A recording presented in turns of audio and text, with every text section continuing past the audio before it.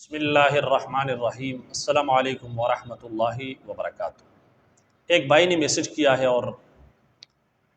رمضان المبارک کے آخری عشرے یعنی لیلۃ القدر کی رات میں ایک خاص نماز کا طریقہ بھیجا ہے کہ حدیث شریف میں آیا ہے کہ جو شخص رمضان المبارک کے آخری عشرے میں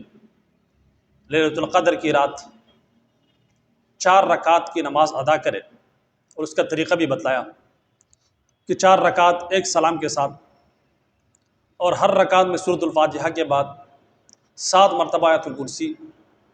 اور اسی طریقے سے 15 مرتبہ سورۃ الکوثر یہ پڑھے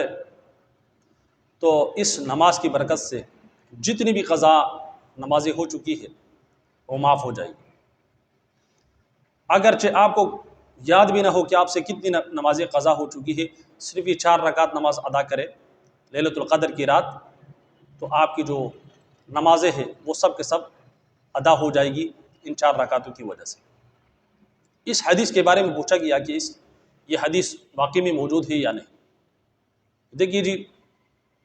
سب سے پہلی بات یہ ہے کہ سوشل میڈیا کا دور ہے اور بہت ساری چیزیں شیئر کی جاتی ہے، خاص کر کے اسلامی جو چیزیں ہیں، احادیث ہے یا کوئی مسئلے مسائل ہے وہ شیئر کیے جاتے ہیں، چونکہ ہمارے جو عام لوگ ہیں ان کو پتہ نہیں ہوتا کہ یہ جو میں شیئر کر رہا ہوں یہ حدیث ہے بھی یا نہیں، تو لہٰذا یہ بہت احتیاط کی ضرورت ہے۔ آپ صلی اللہ علیہ وسلم نے کیا فرمایا؟ من کذب علی متعمدا فلیتبوأ مقعدہ من النار، کہ جس نے جان بوجھ کر مجھ پر جھوٹ بولا، کسی بات کی نسبت میری طرف کی، تو اس کا ٹھکانہ جہنم ہے۔ تو لہٰذا کوئی معمولی بات نہیں ہے کہ آپ ایک چیز شیئر کر رہے ہو تو آپ پہلے اس کی تحقیق کرو۔ جہاں تک اس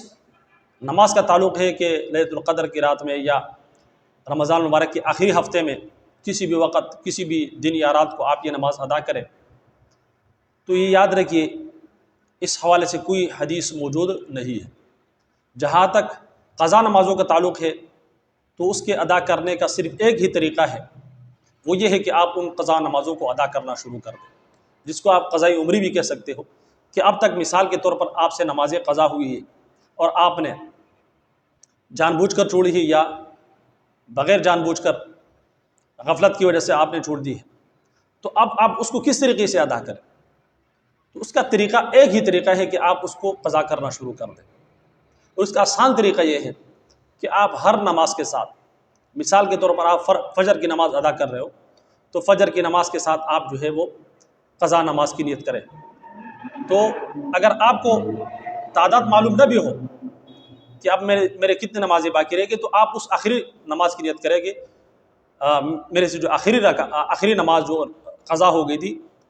تو اس کی آپ نیت کریں کہ اسی کی میں نیت کرتا ہوں۔ تو اسی طریقے سے آپ ظہر کی نماز کے ساتھ جو ہے ہر روز ظہر کی نماز کے ساتھ ایک ظہر کی نماز قضا ادا کریں، اس طریقے سے عصر کے نماز کے ساتھ ایک عصر کی قضا ادا کریں، اس طریقے سے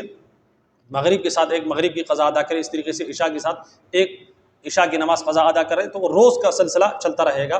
تو آپ کے قضا اور جو آپ کا روز کا جو فرض نماز ہے وہ بھی ادا ہوتا رہے گا، اور ساتھ میں جو قضا نمازیں ہے اس کا سلسلہ بھی چلتا رہے گا۔ صرف ایک ہی طریقہ ہے۔ اس کے علاوہ اگر آپ بیک وقت بھی، مثال کے طور پر آپ کے پاس فارغ ٹائم ہے ظہر کے بعد یا عصر کے بعد یا اس طریقے سے عشاء کے بعد، رات کو کسی بھی وقت آپ کے پاس ٹائم ہے، تو آپ بیک وقت بھی 5 نمازوں کو آپ قضا کر سکتے ہو، قضا پڑھ سکتے ہو۔ مثال کے طور پر آپ نے دن کی تو پڑھ لی ہے،